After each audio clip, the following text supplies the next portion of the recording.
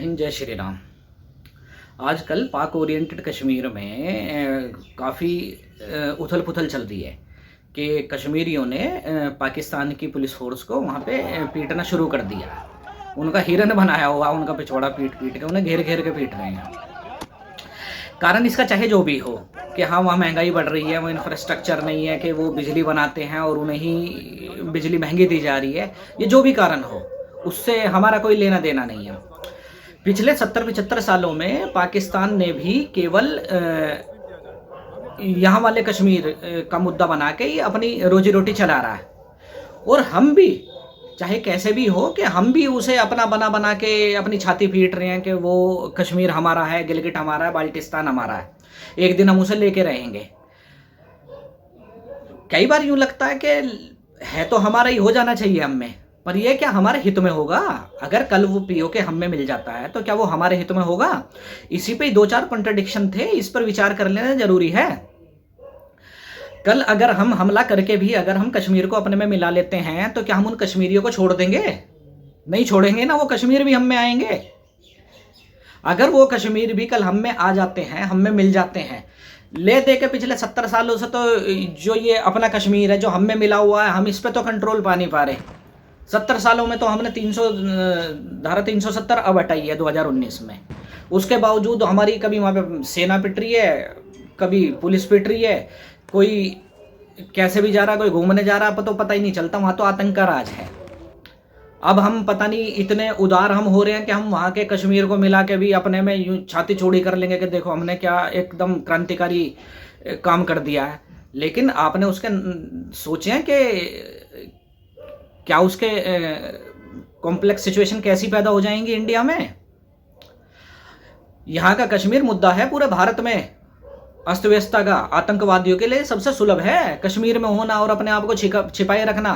क्या हम अलगाववादी नेताओं को नहीं देख रहे हैं? कल अगर वही पीओके हम अपने में मिला लेते हैं, आज तो वो परेशान है, कोई महंगाई से है, कोई कहीं से है, लेकिन वो कट्टरपंथ से परेशान नहीं है। इस चीज को तो छोड़ ही दें कि वो कट्टरपंथ से परेशान है। वो परेशान महंगाई से हो सकते हैं, अपनी फिलहाल इंफ्रास्ट्रक्चर वगैरह से परेशान हो सकते हैं कि वहाँ पे स्कूल्स नहीं है, कॉलेजेस नहीं है, हॉस्पिटल्स नहीं है।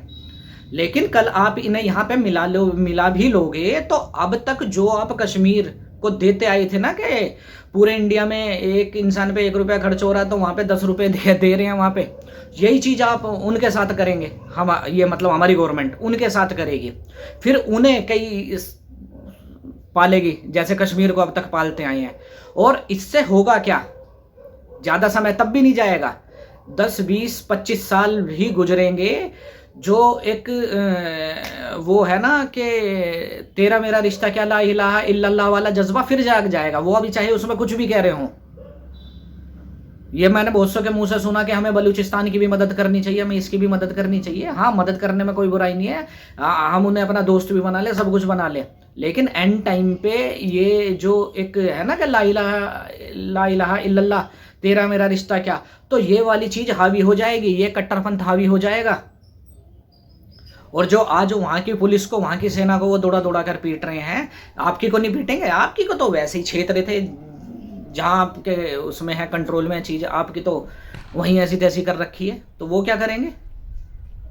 आप देखते नहीं है ऑल ओवर इंडिया में, पूरे यूरोप में 2.5 करोड़ से ज्यादा रेफ्यूजीज हैं, 2.5 करोड़ से ज्यादा। और 2.5 करोड़ से ज्यादा अकेले इंडिया के बंगाल में हैं जो बांग्लादेशी हैं। और ये भी सार्वजनिक आंकड़े हैं, छुपे छुपाए तो पता नहीं कितने हैं। 5.5 करोड़ से ज्यादा रेफ्यूजी पूरे इंडिया में फैले पड़े हैं, जो पाकिस्तान, बांग्लादेश, म्यांमार, रोहिंग्या पता नहीं कहां कहां से आए हुए हैं। इतने तो पूरे यूरोप में भी नहीं है। और उसके बावजूद आप यूरोप का हाल देख लीजिए, जर्मनी का हाल देख लीजिए, जर्मनी में शरिया की डिमांड करी जा रही है। इंग्लैंड का हाल दुनिया देख ही रही है। अभी स्वीडन का देखा था, स्वीडन में क्या हो गया था, वहां पे कुरान जलाने का भी उन्होंने फैसला तक दे दिया था, कट्टरपंथ से परेशान होके। फ्रांस का देख लीजिए, फ्रांस के हाल किसने नहीं देखे, वो दंगे किसने नहीं देखे? जरा जरा सी बात पे पूरा फ्रांस जल गया। ये रेफ्यूजीज कर रहे हैं। आप ही उनके अंदर कोई गोली दे के ये नहीं फूंक पाएंगे कि हाँ वो देश आपका है, आप देशभक्त तो नहीं। ये कुछ समय चलता है, 10, 15, 20 साल तो चलेगा। उसके बाद जो आइडियोलॉजी है वो हावी होगी। जब तक उनका जोर नहीं चलेगा। जैसे ही जहाँ जोर चलना चालू होगा वहीं देश जलाने में टाइम नहीं लगाते। अब बहुत से इंडिया में भी हमने क्या देखा नहीं है, इंडिया में क्या हाल हो जाता है। जो संगठन, समुदाय, व्यक्ति, समाज जो सार्वजनिक संपत्ति है, जो राष्ट्रीय संपत्ति है, अगर उसमें आग लगा रहा है तो आप उसे नागरिक ना समझे। वो आतंकवादी की तरह केवल फट नहीं रहा है, वो कमी भी नहीं छोड़ रहा है, लेकिन तो वो भी आतंकवादी के समकालीन ही है, वो समक्ष ही खड़ा है। आप इतने बुरे हाल हो जाएंगे अगर पीओके जमीन मिल रही है, जमीन मिलने में किसी को बुराई नहीं है, चाहे पूरा भूभाग मिल जाए खाली होके, लेकिन दिक्कत तो लोगों से है, दिक्कत इंसान खुद है। और दूसरों के देशों में जाके करने में तो भैया पता नहीं ये लोग माहिर हैं। तो इस समर्थन में अगर कोई मैं व्यक्तिगत अपनी राय दूं तो पीओके मिलना भारत के लिए एक और नई सिरदर्दी खड़ी हो जाएगी। और ऐसी सिरदर्दी खड़ी हो जाएगी कि अब तो 70 साल निकले हैं, आने वाले समय में और 70-80 साल, 100 साल निकल जाएंगे। हम क्या इनसे जूझते रहेंगे? तो सरकार जो भी है सोच समझ के फैसला ले। जय श्री राम।